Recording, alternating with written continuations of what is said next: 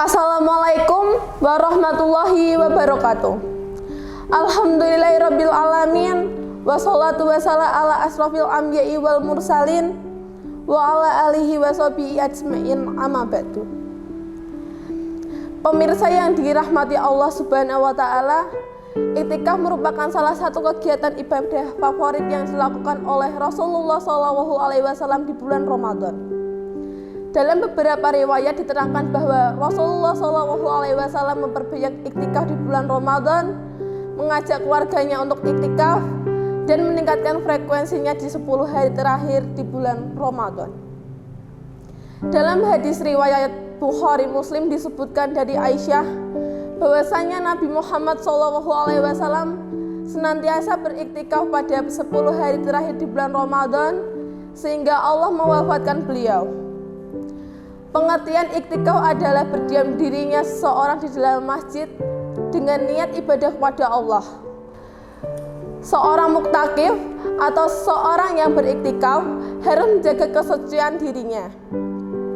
Seseorang yang junub atau seorang yang menanggung hadas besar tidak diperbolehkan untuk beriktikaf di dalam masjid. Kegiatan iktikaf tidak hanya menjadi monopoli bagi kaum laki-laki, namun kaum wanita juga berhak dan diperbolehkan untuk beriktikaf di dalam masjid. Tentu dengan menjaga syarat-syarat yang telah ditentukan oleh agama. Misalnya bagi yang sudah bersuami harus mendapat izin dari suaminya dan kondisinya aman.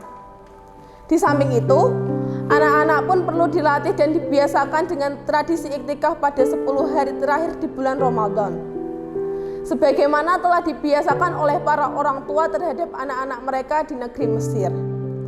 Dengan pendampingan dan pengaturan yang baik, tentu keberadaan anak tidak akan mengganggu kekhusyukan para muktakif lainnya. Kaum muslimin yang berbahagia, salah satu tujuan iktikaf adalah memfokuskan diri untuk beribadah kepada Allah dengan menjalankan berbagai kegiatan kebaikan di dalam masjid. Target yang ingin dicapai adalah kesucian jiwa dan kejernihan hati. Karena selepas iktikaf, seseorang diharap mampu menghadapi berbagai godaan dan rintangan hidup yang penuh kegigihan, mencapai keimanan yang mampu melahirkan jiwa empati terhadap berbagai penderitaan sesama, dan melahirkan kecerdasan berpikir yang selalu positive thinking dalam menghadapi berbagai problema hidup. Dengan target semacam itu, maka tidak benar jika ada yang mengatakan bahwa ibadah iktikaf menjadi simbol eksklusivisme Islam. Tuduhan semacam itu tentu jauh dari kebenaran. Karena dalam iktikaf tidak berarti seseorang dilarang bergaul dengan orang lain.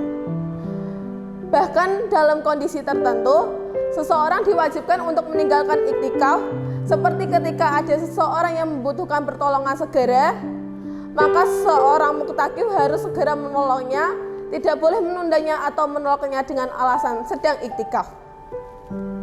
Ma'asyiral muslimin rahimakumullah, agar target ibadah iktikaf dapat dicapai secara maksimal, bagaimana telah disebutkan, seseorang muktakif harus menjaga adab-adab iktikaf. Di antaranya adalah menjaga keikhlasan, menghindari gurauan yang berlebihan, membuat target-target ibadah selama iktikaf, dan memaksimalkan waktu untuk ibadah. Dengan kata lain, iktikaf tidak boleh identik dengan malas-malasan atau pindah tidur. Dalam iktikaf, seseorang dituntut untuk meningkatkan amal ibadahnya melebihi dari ketika ia di luar iktikaf. Kegagalan yang terjadi dalam mencapai target iktikaf sering disebabkan karena ketidaksiapan seseorang dan ketidaktahuannya terhadap adab-adab iktikaf. Pemirsa yang berbahagia, dengan pemahaman iktikaf secara benar, para salafus saleh mampu menjadikan iktikaf sebagai sarana untuk mengubah diri, sekaligus sebagai sumber kekuatan spiritual untuk mengantarkan mereka dalam mengarungi kehidupan dalam 11 bulan berikutnya. Dengan bekal spiritual iktikaf, para salaf mampu membangun peradaban yang tinggi. Maka, kita sebagai kaum muslimin di masa modern ini sudah seharusnya meneladani para salafus saleh dalam mengaktualisasikan nilai-nilai iktikaf dalam kehidupan sehari-hari. Sehingga iktikaf tidak hanya sekedar ibadah ritual tanpa membawa perubahan kehidupan. Karena pada dasarnya Seluruh perintah agama bertujuan untuk mendidik kita agar menjadi saleh, baik secara individual maupun sosial. Sekian kultum yang dapat saya sampaikan. Semoga bermanfaat bagi kita semua. Mohon maaf jika ada kesalahan kata. Saya akhiri wabillahi taufik wal hidayah. Wassalamualaikum warahmatullahi wabarakatuh.